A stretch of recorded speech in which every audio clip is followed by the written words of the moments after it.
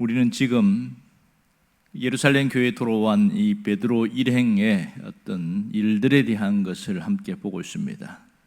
고넬료 가정에 복음을 전하고 세례를 준 이후에 엄청난 사건이었었는데, 예루살렘 교회에 있는 사람들은 환영하기보다는 오히려 혹독한 비난을 했던 것을 알게 됩니다. 그들이 비난하는 이유는 무할례자들과 함께 먹었다, 이것이 가장 큰 비난의 이유가 되었습니다.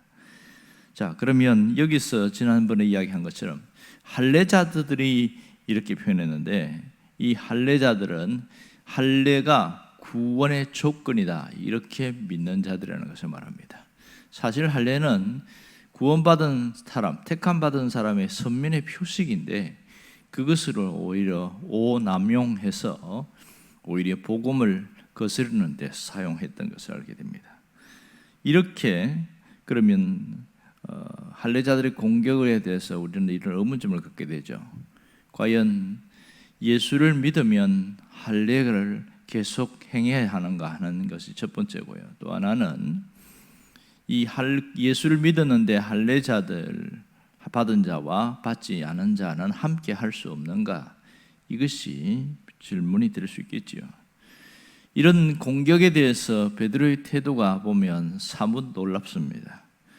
베드로는 할례 문제로 공격하는 믿음의 사람들에 대해서 즉 반대로 화를 내거나 그렇게 하지 않았습니다. 아마 예전에 베드로의 모습 같으면 불같이 화를 내는 게 아마 그렇게 정상적이었을 것이다. 그런데 같은 방식으로 대응하지 않았다는 것이 놀랍습니다. 그는 오히려 지금까지 있었던 경위에 대하여 처음부터 끝까지 자세하게 설명을 하고 있습니다. 이 4절부터 이어지는 얘기를 보면 자세하게 설명했는데, 긴 이야기를 우리는 반복적으로 듣는 내용이지만 예루살렘 교회에 있는 사람들은 처음 듣는 거잖아요. 그것을 또다시 자세하게 이야기하는 것이 굉장히 놀랍습니다. 그들의 비난은 정말 혹독했고 너무나 마음을 아프게 한 것이었지만, 베드로는 그것에 대해서 거세게 반응하지 않았다는 것이 놀라운 특징입니다. 자, 여러분, 여기서 우리가 베드로의 입장에서 한번 생각을 해볼 필요가 있습니다. 만약 베드로가 고넬료의 집, 이방인의 집에 찾아가지 않았더라면 어떤 일이 일어났을까요? 그가 루다의 에니야를 고치고 또 요바에 가서 다비다를 살리고 바로 예루살렘 교회에 왔으면 어떤 일이 벌어졌을까요?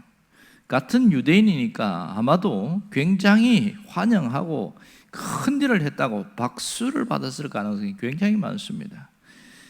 그런데 그가 이방인 고넬료의 집에 간 것 때문에 오히려 혹독한 비난을 받고 있습니다. 그런데 베드로는 이것을 몰랐을까요? 알고도 갔겠지요.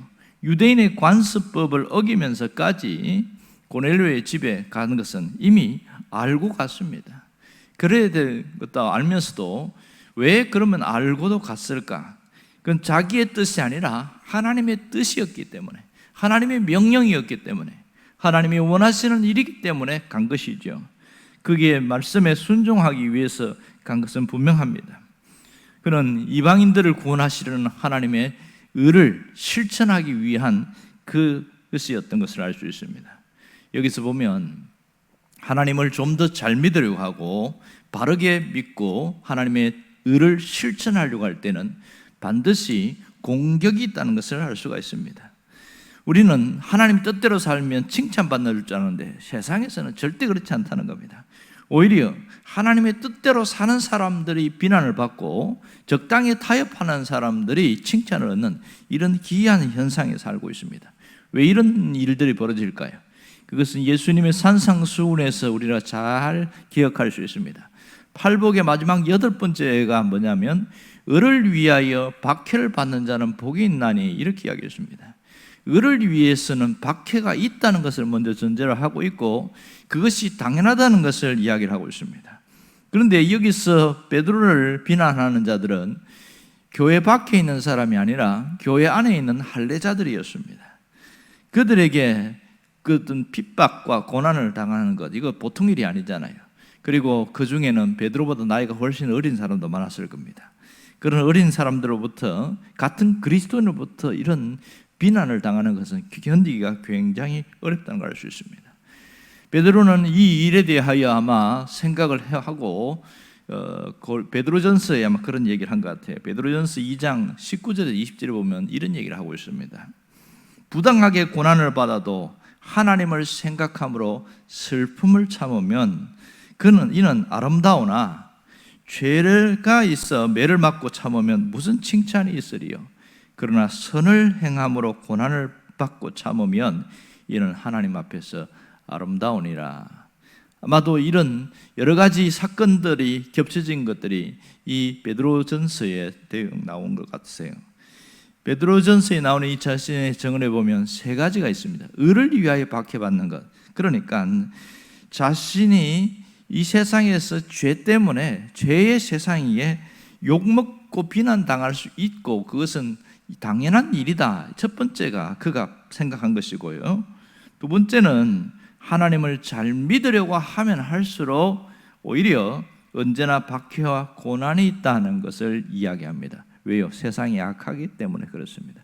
세 번째는 하나님을 더 잘 믿으려고 하다가 고난에 굴하지 않고 거기에 버티고 견디는 사람은 하나님 앞에서 아름답다, 이렇게 이야기합니다. 이 헬라어 아름답다는 뜻은 하나님이 주시는 보상의 선물이라는 그런 뜻이 있습니다. 보상의 선물, 곧 상이 있다는 거죠. 상급이 있다는 걸 말하고 있습니다. 하나님 앞에서 반드시 상이 있다. 오늘 여기서 우리가 신앙생활하는 자들이 어떠한 삶을 살아야 되고 어떠한 모습으로 가야 되는 걸 잘 보여주고 있습니다.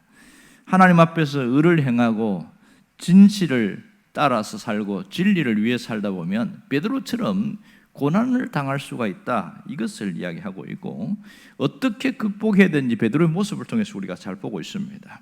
여러분, 세상에서 당하는 이런 수많은 어려움들이 있습니다. 세상에는 본질을 좋아하지 않습니다. 복음을 좋아하지 않아요. 그들이 원하는 것은 적당한 타협과 함께 섞이는 동화됨이라고 할 수 있습니다. 그러나 우리는 본질인 이 복음을 위하여 살아갑니다. 비본질이 아니라 본질을 붙들고 살면 반드시 공격이 들어온다는 것을 알아야 합니다. 그러나 이것이 비난받을 일이 아니라 당연한 일이라는 것을 알고 살면 그것 때문에 흔들리거나 시험 들지 않는다는 것이죠. 또 하나는 이런 박해를 받을 때 견디고 이길 때에 하나님의 약속과 상급이 있다는 것을 잊지 않아야 된다, 이 얘기를 하고 있습니다. 우리는 언제나 하나님께서 나를 기억하신다는 것, 하나님이 나를 잊지 않고 있다는 것을 잘 생각해야 됩니다. 세상에서 우리는 현실적인 박해와 비난은 없습니다. 하지만 신앙인으로 살고 바르게 살려고 하면 자존심 상하는 일들이 생각보다 많습니다. 화가 나는 일도 생각보다 많습니다. 그러나 적당히 타협하면 그러한 일은 없습니다. 정말 하나님이 원하는 것은 바른 신앙 고백 위에 바른 신앙인으로 살아가는 것이 하나님이 원하는 것이지요. 우리가 늘 말씀대로 살려고 하면 항상 이런 일이 있다는 것을 알기에 주님은 이 팔복에서도 의를 위해 박해를 받을 수 있다는 것을 말씀하고 있습니다. 여러분, 이렇게 어려움을 당할 때 어떻게 해야 되느냐? 산상수훈에 보면 기뻐하고 즐거워하라, 이렇게 말했습니다. 왜냐하면 하나님 나라에서 너희가 받을 상이 클 것이기 때문이다, 그 얘기를 강조하고 있습니다. 그 다음 이어지는 마태복음 5장의 말씀 보면 이런 얘기 나와요.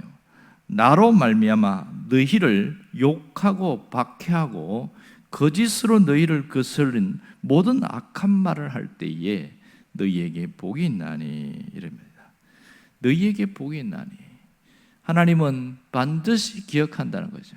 왜냐하면 하늘에서 너희 상이 크민이라, 이렇게 이야기합니다. 우리는 넓은 길이 아니라 좁은 길을 가는 순례자입니다. 세상에 많은 사람들이 가는 그 길로 가는 그런 편한 길이 아니라 외로운 길이고 힘든 길을 가는 그런 순례자의 삶을 살아갑니다. 주님은 언제나 우리가 이 세상에서 넓은 길이 아니고 좁은 길로 가기를 원했고, 넓은 문이 아니라 좁은 문으로 들어가기를 원하고 있습니다. 그것이 생명을 얻는 길이기 때문에 그렇습니다. 여러분, 이걸 안다면 오늘 내가 복음 안에서 복음을 위하여 사는 것이 얼마나 가치 있고 소중한가를 스스로 깨닫고 귀하게 여길 줄 알아야 됩니다. 신앙인이 신앙인답게 살아가는 것을 소중하게 여길 줄 알아야 됩니다. 그래야 내가 이 세상에서 당하는 어려움들을 잘 견뎌낼 수가 있습니다.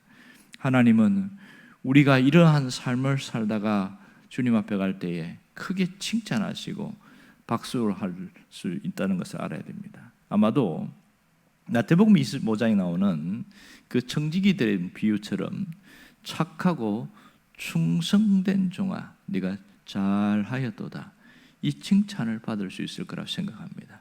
여러분이 그런 칭찬을 받을 수 있기를 주의 이름으로 축원합니다. 기도하겠습니다.